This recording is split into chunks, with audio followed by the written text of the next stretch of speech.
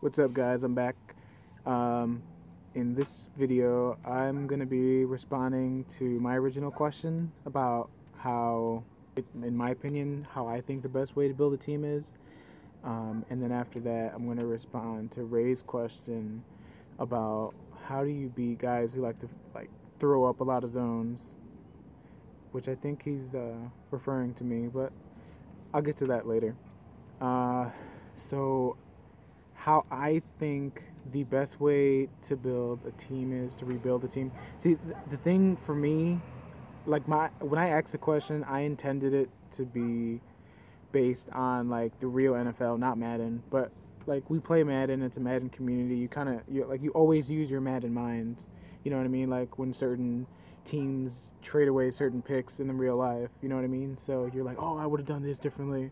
So I've given it some thought, and the way I see it is like within the first 3 seasons of a Madden cycle, like that's when I think like team management reflects real life as much as possible. Because the first 3 seasons, like picks are prime, like first round. There's nothing more valuable in those first 3 seasons than a first round pick because you want that rookie, you want that cheap contract. You know, you want to draft your superstar stud guys to help your team out at a low cost, and you're willing to give up a couple veterans for it when you know you're not going to resign them or whatever. And in that sense, like you're thinking about your team long term, which is realistically what teams in the NFL do. But the problem is, after that third or fourth season, now first, second round picks aren't worth as much because we know that the cycle is going to end after a couple seasons. We're not going to be able to develop our players.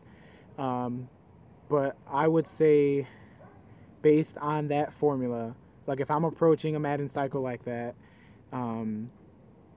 this is how I would approach like trying to rebuild a team. So I think it's a combination of, obviously, like this just seems like the easy answer, like, but I think it's, you have to draft well. I forgot who was in the chat and was, or it might have been Big Time in his video.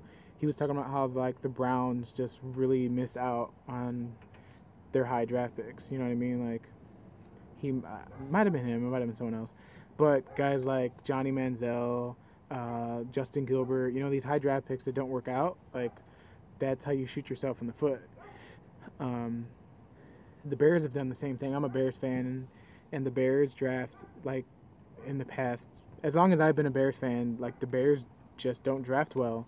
You know what I mean? And sometimes they'll sign a couple of decent free agents, but it doesn't mean anything if you can't, you know, you're not filling your team with solid guys through the draft. But see, the thing, I take my model, my team building model from the MLB. Because when you look at a dynasty in the MLB, like the Yankees or the Red Sox, how they are now, the way these teams are always so successful is they have their farm system, and they always draft well, they scout well. Scouting is key.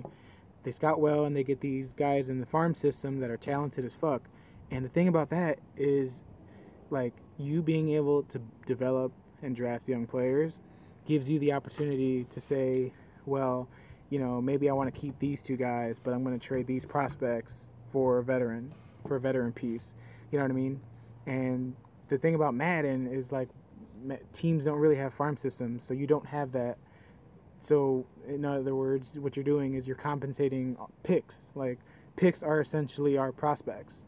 So the first round pick and the second round pick would be like your top 2 prospects. So that's how I approach it. You know what I mean? Like, I've given up firsts and seconds for some guys that most people probably wouldn't do.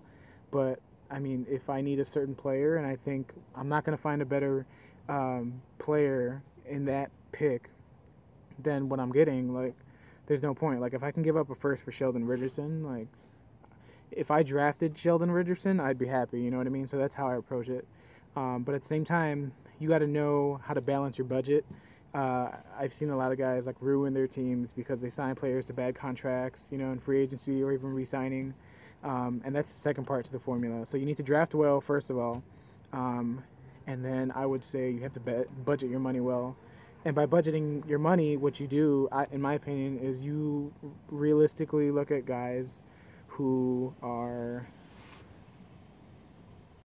look at guys who are on your team, veterans, who, like, realistically, if a player's on his last year of the contract, the team is probably going to try to trade him, and there's a reason they do that. You know what I mean?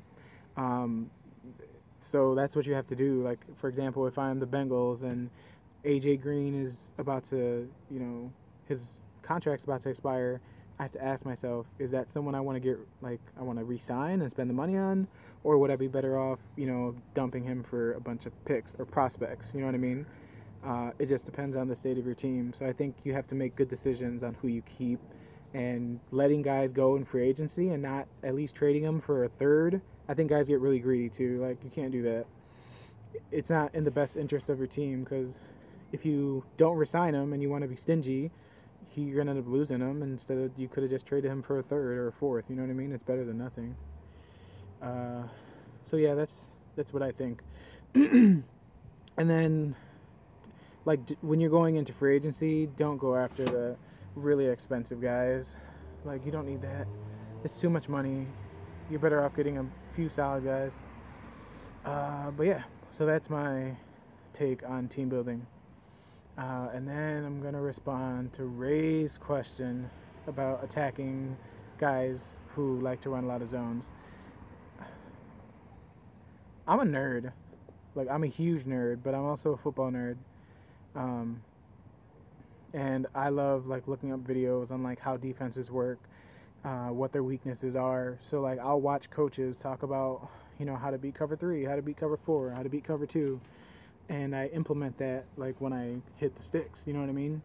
So, I mean, I think it's all about calling plays that are effective against multiple coverages and reading the coverage at the snap of the ball, because you can throw up all the zones in the world, but if you have the right play call and you're prepared for whatever you think they're going to throw at you, like, I think that's all it really is. It is a pain in the ass sometimes, though. And, like, I know historically I've been guilty of running zone excessively, but I like zone coverage. But I have, switching it up has only made my defense better, I think, because now I make myself less predictable. And that's, I think, one of the key ways to just be successful, period, in Madden, is to not be predictable. Because if I know that I'm going to call cover 3 or cover 2, and whatever you're running doesn't beat it, like, I'm just going to keep calling it. So if your opponent's being predictable and they're going to keep running the same zones, like, that should be easy TDs, long passes. It sounds like, I don't want to make it seem like it's definitely easier said than done, but yeah, that's how I would approach it. Yeah, that's pretty much it. So let me know what you guys think. I think it was an interesting question, because I know that zone coverage is very frustrating. Oh, and just be patient. Like, if it means they're rushing less guys, like, they might get pressure, but you also just have to, have pocket presence and know your routes well enough to realize, who's going to be open. Because if they're throwing everyone up, and not everyone, but if they're throwing a lot of zones, you just got to be patient with it. Let your routes develop. If you try to force it too early, that's, I think, how guys mess up. Just be patient. That's how I think you're going to be most effective against guys who like to run zone a lot. All right. So, yeah. Until next time, guys.